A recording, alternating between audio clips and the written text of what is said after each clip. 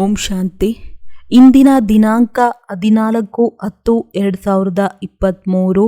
ಮಧುರ ಮಕ್ಕಳೇ, ಆಜ್ಞಾಕಾರಿಗಳಾಗಿ ತಂದೆಯ ಮೊದಲ ಆಜ್ಞೆಯಾಗಿದೆ, ತಮ್ಮನ್ನು ಆತ್ಮನೆಂದು ತಿಳಿದು ತಂದೆಯನ್ನು ನೆನಪು ಮಾಡಿ. ಪ್ರಶ್ನೆ: ಆತ್ಮರೂಪಿ ಪಾತ್ರೆಯು ಏಕೆ ಅಶುದ್ಧವಾಗಿದೆ? ಅದನ್ನು ಶುದ್ಧವನ್ನಾಗಿ ಮಾಡುವ ಸಾಧನವೇನಾಗಿದೆ? ಉತ್ತರ: ವ್ಯರ್ಥ ಮಾತುಗಳನ್ನು ಕೇಳುತ್ತಾ ಹಾಗೂ ಹೇಳುತ್ತಾ ಆತ್ಮರೂಪಿ ಪಾತ್ರೆಯು ಅಶುದ್ಧವಾಗಿದೆ. ಅದನ್ನು ಶುದ್ಧ ಮಾಡಿಕೊಳ್ಳುವುದಕ್ಕೋಸ್ಕರ ತಂದೆಯ ಆಜ್ಞೆಯಾಗಿದೆ, ಕೆಟ್ಟದನ್ನು ಕೇಳಬೇಡಿ, ಕೆಟ್ಟದನ್ನು ನೋಡಬೇಡಿ. ಒಬ್ಬ ತಂದೆಯಿಂದಲೇ ಕೇಳಿ ತಂದೆಯನ್ನೇ ನೆನಪು ಮಾಡಿ, ಆಗ ಆತ್ಮರೂಪಿ ಪಾತ್ರೆಯು ಶುದ್ಧವಾಗಿ ಬಿಡುವುದು. ಆತ್ಮ ಮತ್ತು ಶರೀರ ಎರಡು ಪಾವನವಾಗಿ ಬಿಡುತ್ತವೆ. ಗೀತೆ: ಯಾರು ತಂದೆಯ ಜೊತೆಯಿದ್ದಾರೆಯೋ ಅವರ ಮೇಲೆ ಜ್ಞಾನದ ಮಳೆ. ಓಂ ಶಾಂತಿ. ಓಂ ಶಾಂತಿಯ ಅರ್ಥವನ್ನಂತೂ ಮಕ್ಕಳು ತಿಳಿದುಕೊಂಡಿದ್ದೀರಿ. ಮಕ್ಕಳಿಗೆ ಗಳಿಗೆ ಗಳಿಗೆಯೂ ಅನೇಕ ವಿಷಯಗಳನ್ನು ಕೊಡಲಾಗುತ್ತದೆ. ಹೇಗೆ ಗಳಿಗೆ ಗಳಿಗೆಯೂ ತಂದೆ ಮತ್ತು ಆಸ್ತಿಯನ್ನು ನೆನಪು ಮಾಡಿ ಎಂದು ಹೇಳಲಾಗುತ್ತದೆ. ಇಲ್ಲಿ ಯಾವುದೇ ಮನುಷ್ಯರ ನೆನಪಿಲ್ಲ. ಮನುಷ್ಯರ ಅಥವಾ ಯಾವುದಾದರೂ ದೇವತೆಗಳ ನೆನಪನ್ನು ತರಿಸುತ್ತಾರೆ. ಪಾರಲೌಕಿಕ ತಂದೆಯ ನೆನಪನ್ನು ಯಾರೂ ತರಿಸುವುದಿಲ್ಲ, ಏಕೆಂದರೆ ತಂದೆಯನ್ನು ಯಾರೂ ಅರಿತುಕೊಂಡೇ ಇಲ್ಲ. ಇಲ್ಲಿ ನೀವು ತಮ್ಮನ್ನು ಆತ್ಮನೆಂದು ತಿಳಿದು ತಂದೆಯನ್ನು ನೆನಪು ಮಾಡಿ ಎಂದು ಗಳಿಗೆ ಗಳಿಗೆಯೂ ತಿಳಿಸಲಾಗುತ್ತದೆ. ಹೇಗೆ ತಂದೆಗೆ ಮಕ್ಕಳಿದ್ದರೆ ಎಲ್ಲರೂ ಸಹ ತಂದೆಯಿಂದ ಆಸ್ತಿಯನ್ನು ಪಡೆಯಲು ಬಂದಿದ್ದಾರೆಂದು ಅರಿತುಕೊಳ್ಳುತ್ತಾರೆ. ನಂತರ ಅವರಿಗೆ ತಂದೆ ಮತ್ತು ಆಸ್ತಿಯ ನೆನಪಿರುತ್ತದೆ. ಅದೇ ರೀತಿ ಇಲ್ಲಿಯೂ ಸಹ ಹಾಗೆಯೇ. ಅವಶ್ಯವಾಗಿ ಮಕ್ಕಳು ತಂದೆಯನ್ನು ಅರಿತುಕೊಂಡಿಲ್ಲ, ಆದ್ದರಿಂದ ತಂದೆಯು ಬರಬೇಕಾಗುತ್ತದೆ. ಯಾರು ತಂದೆಯ ಜೊತೆ ಇದ್ದಾರೆಯೋ ಅವರಿಗಾಗಿಯೇ ಈ ಜ್ಞಾನದ ಮಳೆಯಾಗಿದೆ. ವೇದಶಾಸ್ತ್ರಗಳಲ್ಲಿ ಯಾವ ಜ್ಞಾನವಿದೆಯೋ ಅವೆಲ್ಲವೂ ಭಕ್ತಿ ಮಾರ್ಗದ ಸಾಮಗ್ರಿಯಾಗಿದೆ. ಜಪ, ತಪ, ದಾನ, ಪುಣ್ಯ, ಸಂಧ್ಯಾ ವಂದನೆ, ಗಾಯತ್ರಿ ಮಂತ್ರ ಇತ್ಯಾದಿ ಏನೆಲ್ಲವನ್ನು ಮಾಡುತ್ತಾರೆಯೋ ಅವೆಲ್ಲವೂ ಭಕ್ತಿ ಮಾರ್ಗದ ಸಾಮಗ್ರಿಗಳಾಗಿವೆ. ಸನ್ಯಾಸಿಗಳು ಭಕ್ತರಾಗಿದ್ದಾರೆ. ಪವಿತ್ರತೆ ಇಲ್ಲದೆ ಯಾರೂ ಶಾಂತಿಧಾಮಕ್ಕೆ ಹೋಗಲು ಸಾಧ್ಯವಿಲ್ಲ. ಆದ್ದರಿಂದ ಅವರು ಮನೆಮಠವನ್ನು ಬಿಟ್ಟು ಹೋಗುತ್ತಾರೆ. ಆದರೆ ಇಡೀ ಪ್ರಪಂಚವು ಹಾಗೆ ಮಾಡಲು ಸಾಧ್ಯವಿಲ್ಲ. ಅವರ ಹಠಯೋಗವು ನಾಟಕದಲ್ಲಿ ನಿಗದಿಯಾಗಿದೆ. ನೀವು ಮಕ್ಕಳಿಗೆ ರಾಜಯೋಗವನ್ನು ಕಲಿಸಲು ಕಲ್ಪ ಒಂದೇ ಬಾರಿ ಬರುತ್ತೇನೆ, ಆದರೆ ನಾನು ಮತ್ಯಾವುದೇ ಅವತಾರವನ್ನು ತೆಗೆದುಕೊಳ್ಳುವುದಿಲ್ಲ. ಇದು ಪರಮಾತ್ಮನ ಪುನರವತರಣೆಯಾಗಿದೆ. ಅವರು ಶ್ರೇಷ್ಠಾತಿ ಶ್ರೇಷ್ಠರಾಗಿದ್ದಾರೆ. ನಂತರ ಜಗದಂಬೆಯ ಪುನರವತರಣೆ ಮತ್ತು ಜಗತ್ಪಿತನು ಅವಶ್ಯವಾಗಿ ಇರಲೇಬೇಕು. ವಾಸ್ತವದಲ್ಲಿ ಪುನರವತರಣೆಯ ಅಕ್ಷರ ಕೇವಲ ತಂದೆಗೆ ಅನ್ವಯಿಸುತ್ತದೆ. ಸದ್ಗತಿದಾತ ಒಬ್ಬ ತಂದೆಯಾಗಿದ್ದಾರೆ. ಹಾಗೆ ನೋಡಿದರೆ ಪ್ರತಿಯೊಂದು ವಸ್ತುವಿನ ಪುನರಾವರ್ತನೆಯಾಗುತ್ತದೆ. ಹೇಗೆ ಈಗ ಭ್ರಷ್ಟಾಚಾರವಿದೆಯೋ ಭ್ರಷ್ಟಾಚಾರವು ಪುನರಾವರ್ತನೆಯಾಗಿದೆ ಎಂದು ಹೇಳಲಾಗುತ್ತದೆ. ಪುನಃ ಭ್ರಷ್ಟಾಚಾರವಾಗಿದೆ, ನಂತರ ಪುನಃ ಶ್ರೇಷ್ಠಾಚಾರವಾಗುತ್ತದೆ. ಪ್ರತಿಯೊಂದು ವಸ್ತುವಿನ ಪುನರಾವರ್ತನೆಯಾಗುತ್ತದೆ. ಈಗ ಹಳೆಯ ಪ್ರಪಂಚವಿದೆ, ಪುನಃ ಹೊಸ ಪ್ರಪಂಚವಾಗುತ್ತದೆ. ಹೊಸ ಪ್ರಪಂಚದ ನಂತರ ಹಳೆಯ ಪ್ರಪಂಚವು ಬರುತ್ತದೆ ಎಂದು ಹೇಳಲಾಗುತ್ತದೆ. ಈ ಎಲ್ಲ ಮಾತುಗಳನ್ನು ತಂದೆಯು ಕುಳಿತು ತಿಳಿಸುತ್ತಿದ್ದಾರೆ. ನೀವು ಇಲ್ಲಿ ಕುಳಿತಿದ್ದೀರಿ ಅಂದ ಮೇಲೆ ಸದಾ ಈ ರೀತಿ ತಿಳಿದುಕೊಳ್ಳಿರಿ, ನಾನು ಆತ್ಮ, ನನಗೆ ತಂದೆಯ ಆದೇಶವೂ ಸಿಕ್ಕಿದೆ.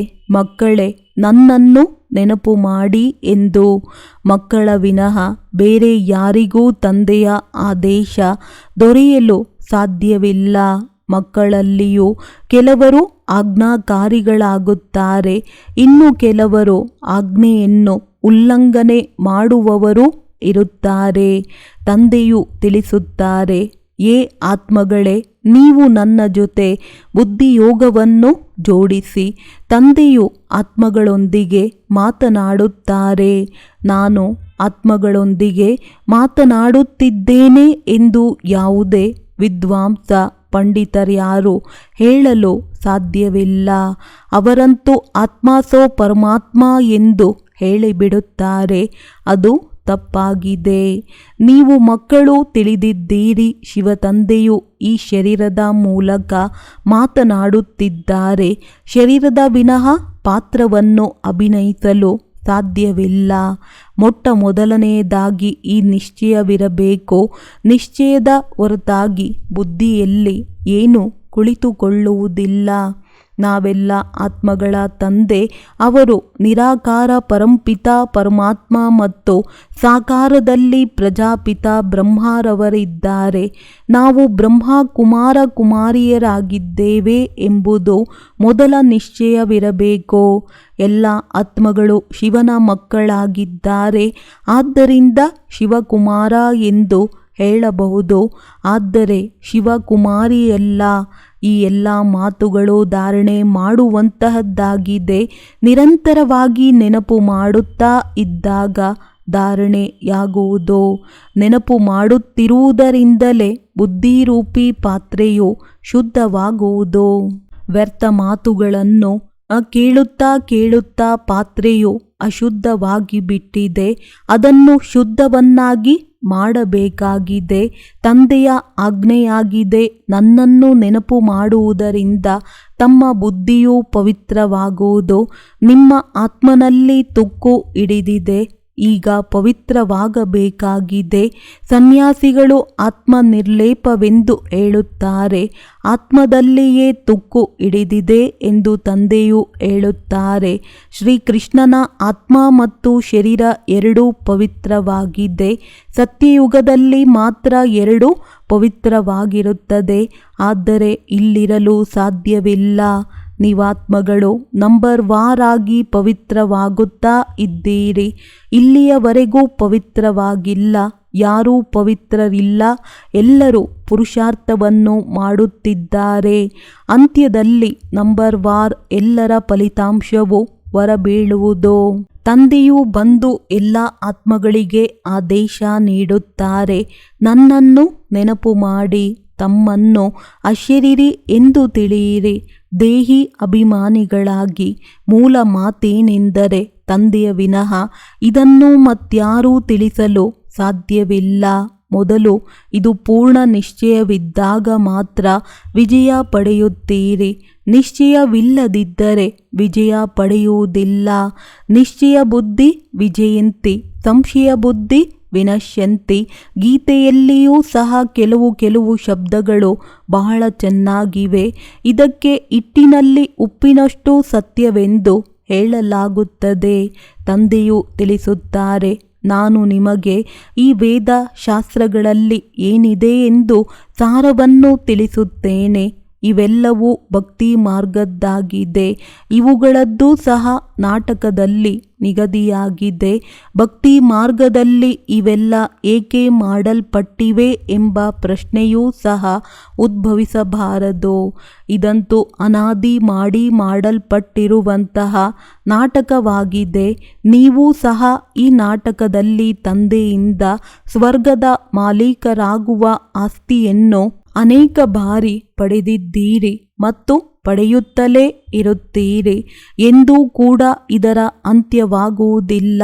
ಈ ಚಕ್ರವಂತೂ ಸುತ್ತುತ್ತಲೇ ಇರುತ್ತದೆ. ನೀವು ಮಕ್ಕಳು ಈಗ ದುಃಖಧಾಮದಲ್ಲಿದ್ದೀರಿ ಮತ್ತು ಶಾಂತಿಧಾಮಕ್ಕೆ ಹೋಗುತ್ತೀರಿ. ಶಾಂತಿಧಾಮದಿಂದ ಸುಖಧಾಮಕ್ಕೆ ಹೋಗುತ್ತೀರಿ.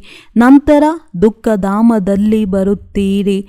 ಈ ಅನಾದಿ ಚಕ್ರವು ನಡೆಯುತ್ತಲೇ ಇರುತ್ತದೆ. ಸುಖಧಾಮದಿಂದ ದುಃಖಧಾಮಕ್ಕೆ ಬರುವುದರಲ್ಲಿ ನೀವು ಮಕ್ಕಳಿಗೆ 5000 ವರ್ಷಗಳು ಹಿಡಿಸುತ್ತವೆ. ಇದರಲ್ಲಿ ನೀವು 84 ಜನ್ಮಗಳನ್ನು ತೆಗೆದುಕೊಳ್ಳುತ್ತೀರಿ. ಕೇವಲ ನೀವು ಮಕ್ಕಳು 84 ಜನ್ಮಗಳನ್ನು ತೆಗೆದುಕೊಳ್ಳುತ್ತೀರಿ, ಎಲ್ಲರೂ ತೆಗೆದುಕೊಳ್ಳುವುದಿಲ್ಲ.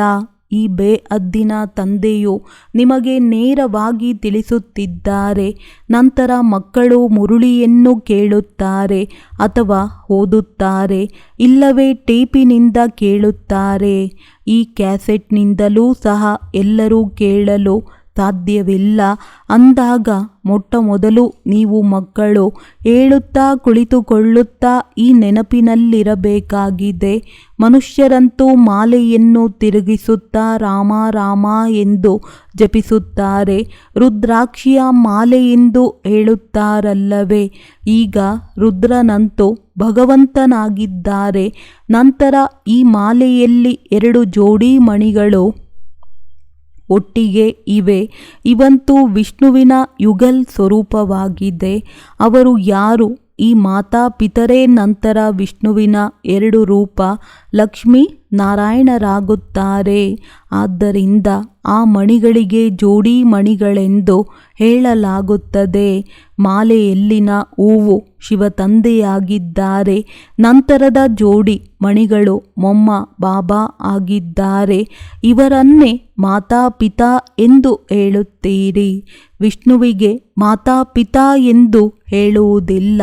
ಲಕ್ಷ್ಮೀ ನಾರಾಯಣರಿಗೆ ಮಾತಾಪಿತಾ ಎಂದು ಅವರ ಮಕ್ಕಳೇ ಹೇಳುತ್ತಾರೆ. ಇತ್ತೀಚೆಗಂತೂ ಎಲ್ಲರ ಮುಂದೆ ಹೋಗಿ ತ್ವಮೇವ ಮಾತಶ್ಚ ಪಿತಾ ಎಂದು ಹೇಳುತ್ತಾರೆ. ಯಾರಾದರೂ ಒಬ್ಬರು ಮಹಿಮೆ ಮಾಡಿದರೆ ಸಾಕು, ಅವರ ಹಿಂದೆ ಅನೇಕರು ಅವರನ್ನು ಅನುಸರಿಸಲು ತೊಡಗಿಬಿಡುತ್ತಾರೆ. ಇದು ಅಸತ್ಯ ಪ್ರಪಂಚವಾಗಿದೆ.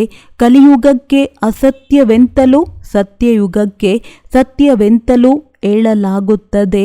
ಅಲ್ಲಿ ಆತ್ಮ ಮತ್ತು ಶರೀರ ಎರಡೂ ಪವಿತ್ರವಾಗಿರುತ್ತವೆ.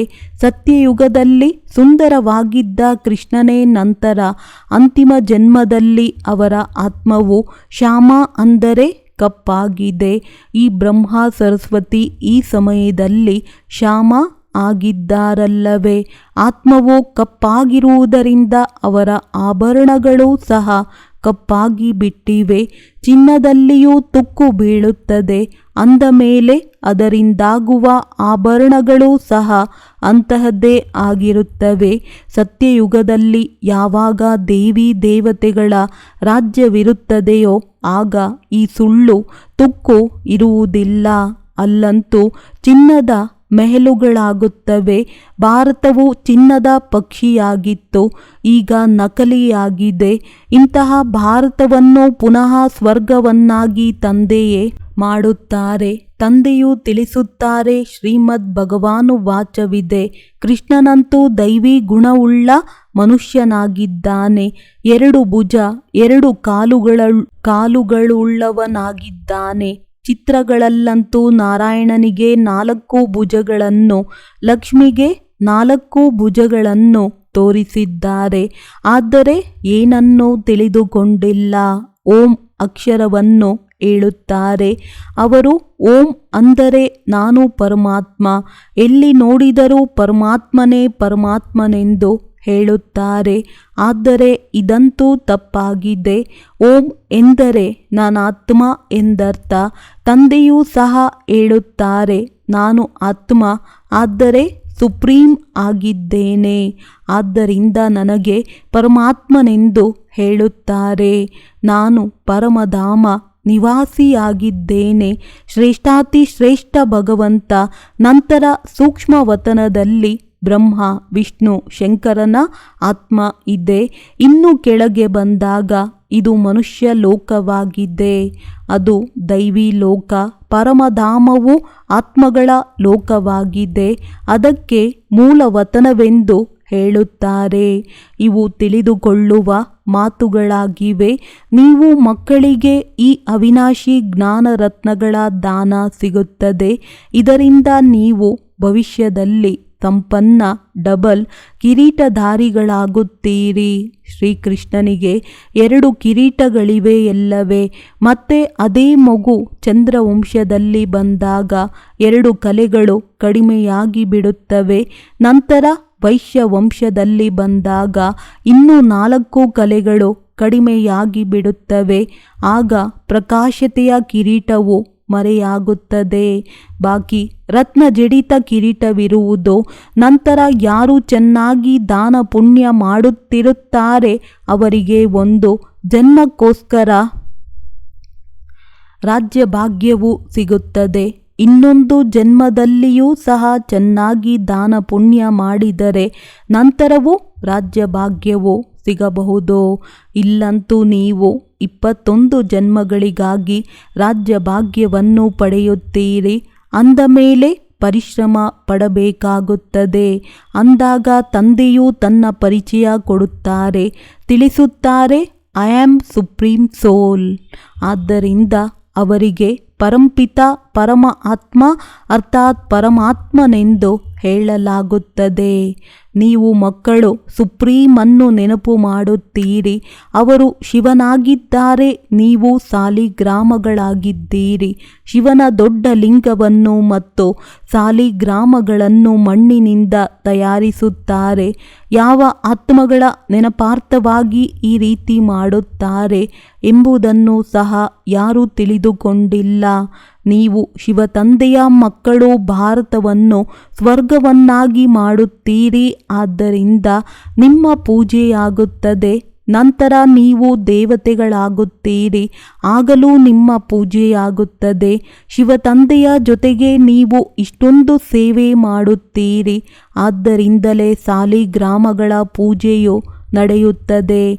ಯಾರು ಉತ್ತಮಕ್ಕಿಂತ ಉತ್ತಮವಾದ ಕರ್ತವ್ಯವನ್ನು ಮಾಡುತ್ತಾರೆಯೋ ಅವರ ಪೂಜೆಯಾಗುತ್ತದೆ.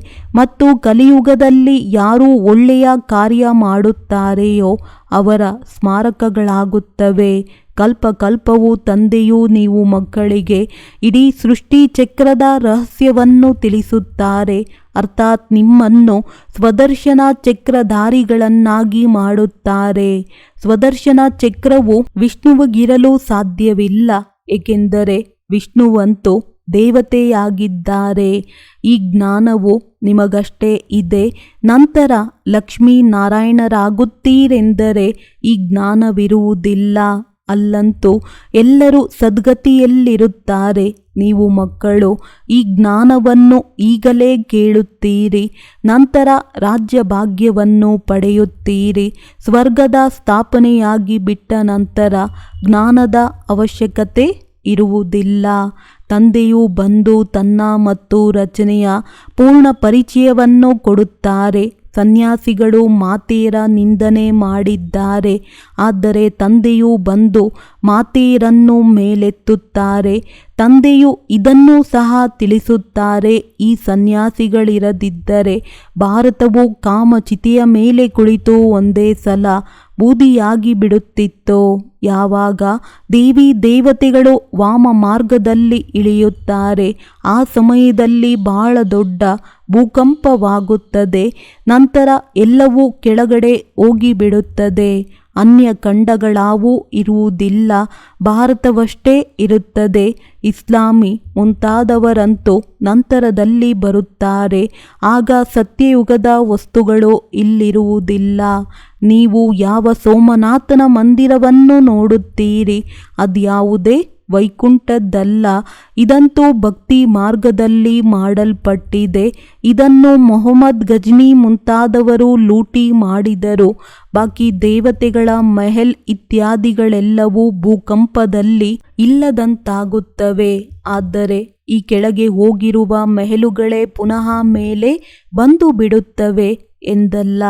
ಅದೆಲ್ಲವೂ ಭೂಮಿಯ ಕೆಳಗೆ ಚೂರು ಚೂರಾಗಿ ಜೀರ್ಣವಾಗುತ್ತವೆ. ಅದೇ ಸಮಯದಲ್ಲಿ ಅದನ್ನು ತೋಡಿದ್ದರೆ ಅಲ್ಪ ಸ್ವಲ್ಪ ಸಿಗುತ್ತಿತ್ತು. ಈಗಂತೂ ಏನೂ ಸಿಗುವುದಿಲ್ಲ. ಶಾಸ್ತ್ರಗಳಲ್ಲಿ ಈ ಮಾತುಗಳಿಲ್ಲ. ಸದ್ಗತಿದಾತ ಒಬ್ಬ ತಂದೆಯಾಗಿದ್ದಾರೆ. ಮೊಟ್ಟಮೊದಲು ಈ ನಿಶ್ಚಯ ಬೇಕು. ನಿಶ್ಚಯದಲ್ಲಿ ಮಾಯೆಯು ವಿಘ್ನಗಳನ್ನು ಹಾಕುತ್ತದೆ. ಭಗವಂತನು ಹೇಗೆ ಬರುವರು ಎಂದು ಕೇಳುತ್ತಾರೆ. ಅರೆ, ಶಿವ ಜಯಂತಿಯನ್ನು ಆಚರಿಸುತ್ತಾರೆಂದರೆ ಅವಶ್ಯವಾಗಿ ಅವರು ಬಂದಿರಬೇಕಲ್ಲವೇ? ತಂದೆಯು ತಿಳಿಸುತ್ತಾರೆ, ನಾನು ಬೇಹದ್ದಿನ ದಿನ ಮತ್ತು ಬೇಹದ್ದಿನ ರಾತ್ರಿಯ ಸಂಗಮದಲ್ಲಿ ಬರುತ್ತೇನೆ. ಆದರೆ ಯಾವ ಸಮಯದಲ್ಲಿ ಬರುತ್ತೇನೆ ಎಂದು ಯಾರೂ ತಿಳಿದುಕೊಂಡಿಲ್ಲ, ನೀವು ಮಕ್ಕಳೇ ತಿಳಿದುಕೊಂಡಿದ್ದೀರಿ. ತಂದೆಯೇ ಈ ಜ್ಞಾನವನ್ನು ಕೊಟ್ಟಿದ್ದಾರೆ ಮತ್ತು ದಿವ್ಯ ದೃಷ್ಟಿಯಿಂದ ಈ ಚಿತ್ರ ಮುಂತಾದವುಗಳನ್ನು ಮಾಡಿಸಿದ್ದಾರೆ. ಗೀತೆಯಲ್ಲಿಯೂ ಸಹ ಕಲ್ಪವೃಕ್ಷದ ವರ್ಣನೆ ಇದೆ. ಮಕ್ಕಳಿಗೆ ತಂದೆಯು ತಿಳಿಸುತ್ತಾರೆ, ಮಕ್ಕಳೇ, ನಾನು ನೀವು ಈಗ ಇದ್ದೇವೆ, ಕಲ್ಪದ ಹಿಂದೆಯೂ ಇದ್ದೆವು ಮತ್ತು ಕಲ್ಪವು ಮಿಲನ ಮಾಡುತ್ತೇನೆ. ನಾನು ಕಲ್ಪವೂ ನಿಮಗೆ ಜ್ಞಾನವನ್ನು ಕೊಡುತ್ತೇನೆ ಅಂದಾಗ ಚಕ್ರವೂ ಸಹ ಸಿದ್ಧವಾಗುತ್ತದೆ. ಆದರೆ ನಿಮ್ಮ ವಿನಃ ಇದನ್ನು ಮತ್ಯಾರೂ ತಿಳಿದುಕೊಳ್ಳಲು ಸಾಧ್ಯವಿಲ್ಲ. ಇದೆಲ್ಲವೂ ಸೃಷ್ಟಿ ಚಕ್ರದ ಚಿತ್ರವಾಗಿದೆ. ಅವಶ್ಯವಾಗಿ ಇದನ್ನು ಯಾರಾದರೂ ಮಾಡಿಸಿರಬೇಕಲ್ಲವೇ? ತಂದೆಯು ಇದರ ಮೇಲೆ, ಮಕ್ಕಳು ಇದರ ಮೇಲೆಯೇ ತಿಳಿಸುತ್ತಾರೆ. ಒಳ್ಳೆಯದು. ಮಧುರ ಅಗಲಿ ಹೋಗಿ ಮರಳಿ ಸಿಕ್ಕಿರುವಂತಹ ಮಕ್ಕಳಿಗೆ ಪ್ರೀತಿಯ ಮಾತ್ಪಿತಾ ಬಾಪ್ದಾದಾರವರ ನೆನಪು, ಪ್ರೀತಿ ಹಾಗೂ ಸುಪ್ರಭಾತ. ಆತ್ಮೀಯ ಮಕ್ಕಳಿಗೆ ಆತ್ಮೀಯ ತಂದೆಯ ನಮಸ್ತೆ. ಧಾರಣೆಗಾಗಿ ಮುಖ್ಯ ಸಾರ: ಪ್ರತಿಯೊಂದು ಮಾತಿನಲ್ಲಿ ವಿಜಯದ ಆಧಾರವು ನಿಶ್ಚಯವಾಗಿದೆ. ಆದ್ದರಿಂದ ಅವಶ್ಯವಾಗಿ ನಿಶ್ಚಯ ಬುದ್ಧಿಯವರಾಗಬೇಕಾಗಿದೆ. ಸದ್ಗತಿ ದಾತ ತಂದೆಯಲ್ಲಿ ಸಂಶಯವೆಂದು ಬರಬಾರದಾಗಿದೆ. ಬುದ್ಧಿಯನ್ನು ಪವಿತ್ರ ಅಥವಾ ಶುದ್ಧವನ್ನಾಗಿ ಮಾಡಿಕೊಳ್ಳಲು ಅಶರೀರಿಯಾಗುವ ಅಭ್ಯಾಸವನ್ನು ಮಾಡಬೇಕಾಗಿದೆ. ವ್ಯರ್ಥ ಮಾತುಗಳನ್ನು ಕೇಳಬಾರದು, ಹೇಳಲೂಬಾರದು. ವರದಾನ: ಬೇಹದ್ದಿನ ಸ್ಮೃತಿ ಸ್ವರೂಪದ ಮುಖಾಂತರ ಹದ್ದಿನ ಮಾತುಗಳನ್ನು ಸಮಾಪ್ತಿ ಮಾಡುವಂತಹ ಅನುಭವಿ ಮೂರ್ತಿ ಭವ. ತಾವು ಶ್ರೇಷ್ಠ ಆತ್ಮರು, ಡೈರೆಕ್ಟ್ ಬೀಜ ಮತ್ತು ಮುಖ್ಯ ಎರಡು ಎಲೆಗಳು, ತ್ರಿಮೂರ್ತಿಯ ಜೊತೆ ಸಮೀಪ ಸಂಬಂಧವುಳ್ಳ ಬುಡ ಆಗಿರುವಿರಿ. ಇದೇ ಉನ್ನತವಾದ ಸ್ಟೇಜ್ ಮೇಲೆ ಸ್ಥಿತರಾಗಿರಿ. ಬೇಹದ್ದಿನ ಸ್ಮೃತಿ ಸ್ವರೂಪರಾಗಿ, ಆಗ ಹದ್ದಿನ ವ್ಯರ್ಥ ಮಾತುಗಳು ಸಮಾಪ್ತಿ ಆಗಿಬಿಡುವುದು. ತಮ್ಮ ಬೇಹದ್ದಿನ ವೃದ್ಧಾಪ್ಯದಲ್ಲಿ ಬಂದಾಗ ಸದಾ ಸರ್ವ ಅನುಭವಿ ಮೂರ್ತಿಗಳಾಗಿ ಬಿಡುವಿರಿ. ಏನು ಬೇಹದ್ದಿನ ಪೂರ್ವಜತನದ ವೃತ್ತಿಯಾಗಿದೆ, ಅದನ್ನು ಸದಾ ಸ್ಮೃತಿಯಲ್ಲಿಟ್ಟುಕೊಳ್ಳಿ. ನೀವು ಪೂರ್ವಜರ ಕರ್ತವ್ಯ ಆಗಿದೆ. ಅಮರ ಜ್ಯೋತಿಯಾಗಿ ಅಂಧಕಾರದಲ್ಲಿ ಅಲೆದಾಡುತ್ತಿರುವ ಆತ್ಮಗಳಿಗೆ ಆಶ್ರಯದ ಕಡೆ ತಲುಪಿಸಬಹುದು. ಸ್ಲೋಗನ್: ಯಾವುದೇ ಮಾತಿನಲ್ಲಿ ತಬ್ಬಿಬ್ಬಾಗುವ ಬದಲು ಮೋಜಿನ ಅನುಭವ ಮಾಡುವುದೇ ಖುಷಿಯಲ್ಲಿರುವ ಯೋಗಿಯಾಗುವುದಾಗಿದೆ. ಒಳ್ಳೆಯದು. ಓಂ ಶಾಂತಿ.